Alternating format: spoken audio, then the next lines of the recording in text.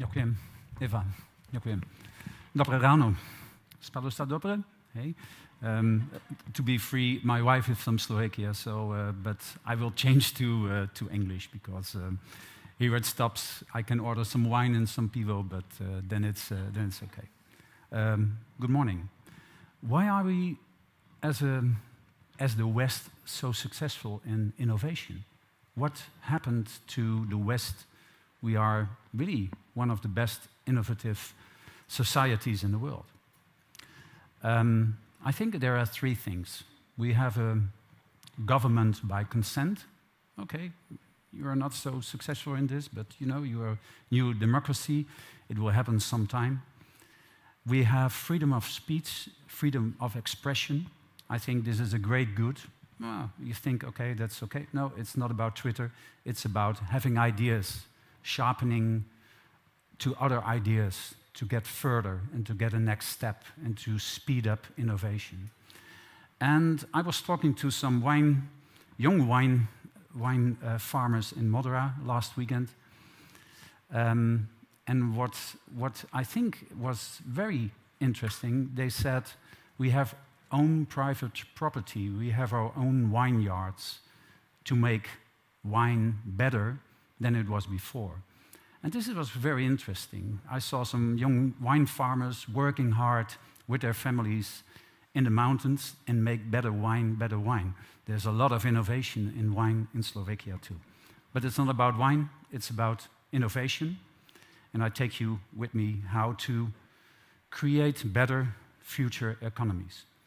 And I'm talking about ecosystems. And it's not a goal, an ecosystem. It's a vehicle to get further, faster. So, how to start further innovation forward faster. My daily job is to create coalitions of the willing between governments, companies, and knowledge institutes like universities. And this is something I want to share with you, you know, some successes, some non-successes. If you want to speed up innovation, okay, you can start a war, you know? The best planes are made in war. This is a Spitfire with a 12-cylinder motor. It's the fastest plane, and it was invented because of a need of existence, as you know. But I think it's not a good idea to talk about this. But this is nice. Maybe you think, what is this? This is brutalistic architecture. But it's the Netherlands. And somebody knows what it is? In 1985, we had a big flood. You know, when my wife was going to the Netherlands, her stara mama said, no, don't go to the Netherlands, you will drown within a few years. The sea will rise and you will flood and you will drown. It was stara mama who said, don't go there. You know that 60% of our soil is under sea level, and we had to fight the sea for 1,000 years already. But in '58, there was a storm, wind force 12, high tide, and the dikes were breaking. 2,000 people drowned. And you see what is under sea level at that moment, what was drowned. It was the south of the Netherlands, and 60% was under sea level, and it was a big problem. At that moment of existence of the Netherlands, something happened. You know, we were discussing about democracy and blah, blah, and, you know, the small things which are happening now too, but this was a big thing. Overnight, an engineer was minister of the Delta Works immediately, and we invested a lot of money so we can live this way, with the water. You see the map here. It's 60%. I was living here, but I got some more money, so I started to live here because it was above sea level. But at the end, we trust our government. We trust our system that they work for us so we can live this way. This is trust the government. It's an interesting discussion we can do with Eva. This is my hometown. It's not where I'm living, but we're living next to the water. and people who were in the Netherlands have see this. This is the way we live. And behind the dikes, we have this system. It costs about 10 billion euros, but I will tell you, it delivered 300 billion euros because we had gained a lot of knowledge how to make better dikes, how to make better systems. It was an ecosystem between engineers, between professors and the government who made this happen. Now we are the biggest builder of wind parks at sea, and now when you don't want to pay taxes, you can live in Dubai, and we made it also. So, but if we can do it, does it need to be that there is a disaster first? Do we need a disaster to be innovative? I don't think so, but it needs to be a sense of urgency. Back to this water, this weapon is standing on the province of Zeeland. It's whole Zeeland is underwater, and it's called Luctor et Emergo. It's saying, I struggle, but I will survive. I like this, I like struggle. And it's the lion who keeps his head above the water. But by turning this adversity into an opportunity, we have not only safeguarded our nation, but we also shared our solutions, making the world a safer place. That's a good thing. If you write this down as your common goal, it would be nice. It would be empowering a lot of knowledge and people and money and so on. And that's innovation. Okay, Europe. There will be political things about Europe. We can discuss a lot also about US, also about EU, and also about Israel. But I think I took some 4 regions which are innovative. The US, okay, why are they successful in innovation? They have a lot of capital. Capital access. Capital access. I think your new minister of healthcare, he was, I think, State Secretary of Economics before, yeah? He said something interesting in the newspapers.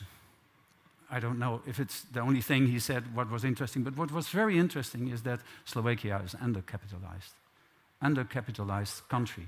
If we have more capital access, we can grow faster and faster. Okay, that's interesting. But how to gain this capital? That's an interesting discussion. I'm busy in this ecosystems, this cracks of ecosystems, molding it together. There's a big entrepreneurial ambition, and if you are, okay, you start a pizza app in the United States, and it's not about a city, it's about global domination. In Europe, we think too small sometimes. If it's working in Bratislava, it's working in whole the world, isn't it? So we need maybe some more entrepreneurial ambition in the EU, also in the Netherlands. And they are backed by high risk, high reward capital, high reward. So a lot of people step into new businesses with high capital, but they expect high reward. I made a kind of, okay, Big Mac index. You know this Big Mac index is saying a lot about your economy, but I made a unicorn index. How much unicorns, you know, billion-dollar company, privately owned, successful companies growing. And it's 2 unicorns per million. Okay, let's go to China. We think China is big, and it's going fast, and it's innovative. Yes, it is. But only a small part of the population is part of this richness. But they will come. It will be bigger. But at the end, it's a hybrid capital, state-driven target finance, completely different than Europe or completely different than the US. They have entrepreneurial ambition, big internal market. They want to have market dominance. You see it now with the electric cars. We try to save our car industry at this moment, and they have enormous research and development budgets. Okay. It leads to 0.12 unicorns per capita. Then, it's not that whole EU is negative, but these are the things we're coping with. We have a lack of capital access in the EU. It's 5 times less than the United States. We have an entrepreneurial ambition, but we have a fragmented market. We speak different languages. There is one common language. It's bad English. We have a lot of bureaucratic hurdles.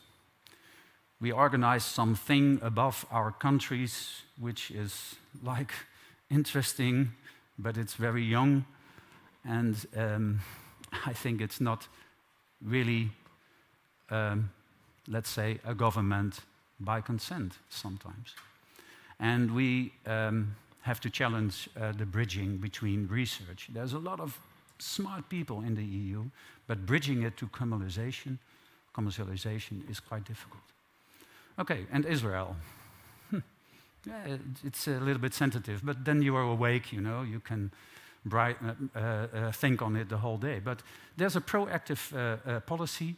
It's the highest concentration of venture capital in the world, really, in the world. There's a strong entrepreneurial innovation climate. If you have ideas, you have capital access.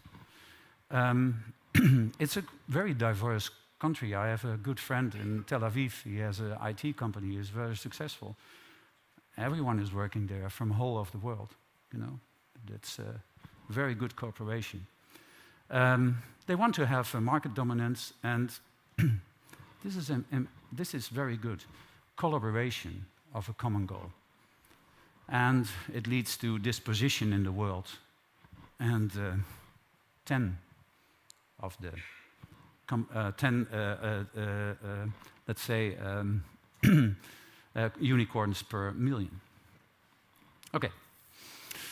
So innovation is born from the struggle. Is that true? I show you this picture.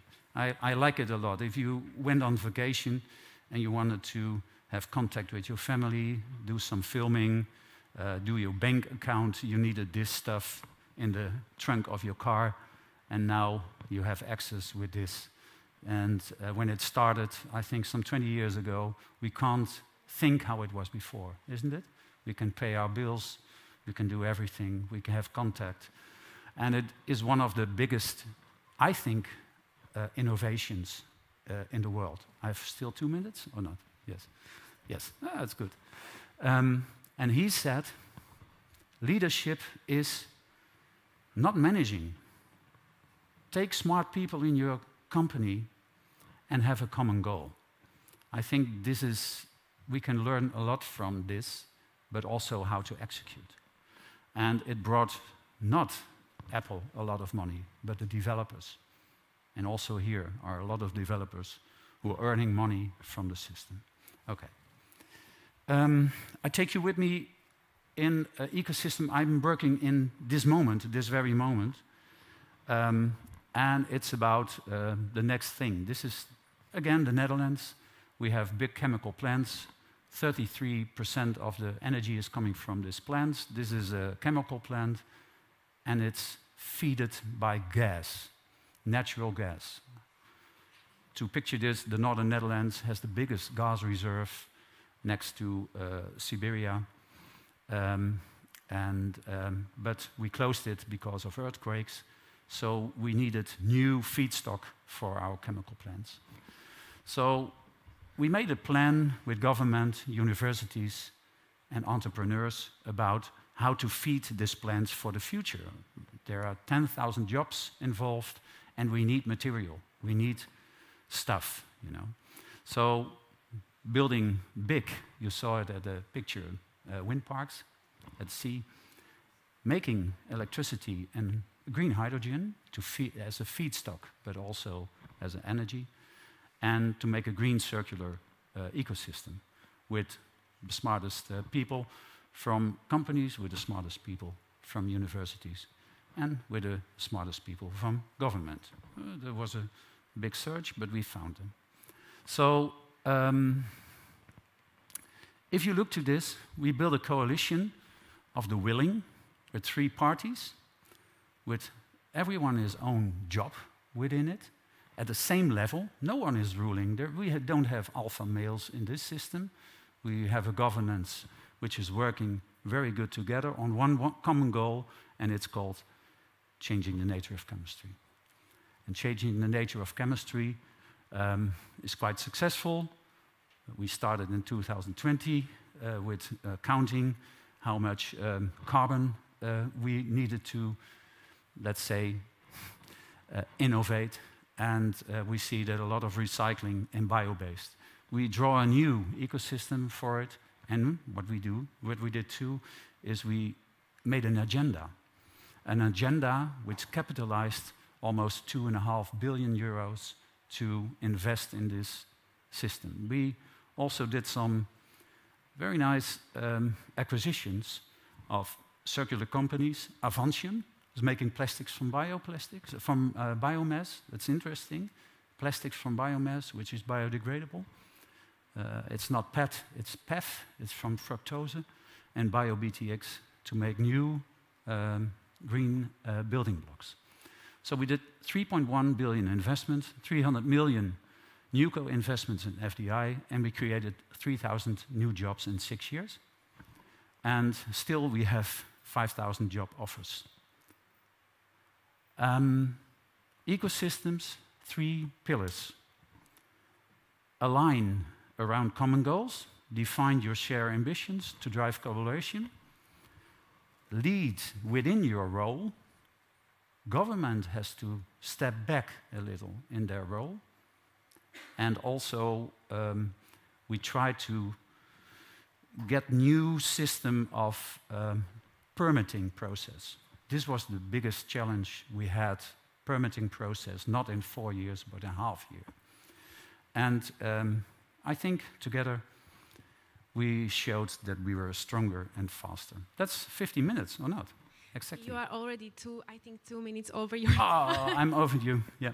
No, but it's really okay. Thank you very much, Gerard. We need another chair, so Gerard can sit down and we can have a quick chat. I just want to remind you that you can also ask questions through Slido. If there are any questions, I will, of course, ask them. But firstly, some of mine questions, because we already had a conversation before your presentation. Okay. Gerard, you said that your wife is Slovak and that you have some background or insights into the situation in Slovakia. We talk about Europe, we talk about Israel, US, and innovative ecosystems as such. I would like to ask you, what do you think about the innovative ecosystems in Slovakia? Because you said that mostly innovation comes from struggle, and in Slovakia, as well as in other European countries, a couple of years ago, we had COVID, and after that, EU came with this recovery and resilience plan. And in Slovakia, it also meant that in the governmental unit, a new authority was made, which is supposed to take care of research and innovation, which will help innovators bring people together, the government, the entrepreneurs, and everyone else, and focus on transforming Slovakia into ambitious and innovative country. So, did you hear about it, and what do you think about the innovation ecosystems in Slovakia as such? Is it moving? Is it doing some kind of a progress? I think it's progressing, but you started to do a lot of FDI, so foreign direct investment, and as a production company. And these companies were in search of good people and low labor costs. I think in the end, that's not the real structure you want to have. You want to have an innovation ecosystem for yourself with entrepreneurs in your own country. And I think the first step can be FDI, but you have to speed up your own entrepreneurial ecosystem a lot more. And I think there needs to be a collaboration on this. And you see a lot of successful companies already. I worked on, for example, Matador for a long time to change from a tire company to a supplier to the car industry, but still it stays a car industry, which is really challenging in this time. So does it go well? I think if you talk to the wine makers, it's going well, but you know, you need also bigger companies for your own. So there's a challenge for the coming years. Yeah. The other question is the talent. We talk about it, that many young people, talented people are leaving Slovakia, most of them for studies, but many of them are never coming back to our country. Do you see this as a problem, and do you see the situation worse as in other EU countries, for example, and what can be the outcome of this if we won't do anything to maybe bring them back, lure them back to the country? I think if you have a big idea about we want to change this, you know, to pick up one theme and to do it extremely good, and to see there is a consent about this between entrepreneurs and universities, but also government, you know. You need leadership in government, and visional leadership. It's not about power, it's about future. And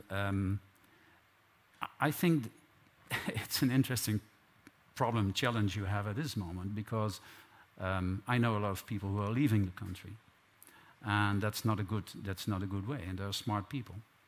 My son, he is a music producer in Amsterdam, and he wants to live in Bratislava because he can work everywhere in the world, and he thinks there is great nature in Slovakia, and he loves it. He speaks the language. So there are different things, but I think if you want to get talent back in this country, you need bigger ideas than we are talking about now in politics. But where should the ideas come from? From people or cooperation people, government, NGOs? Like, because we always talk about this, that we need the innovation.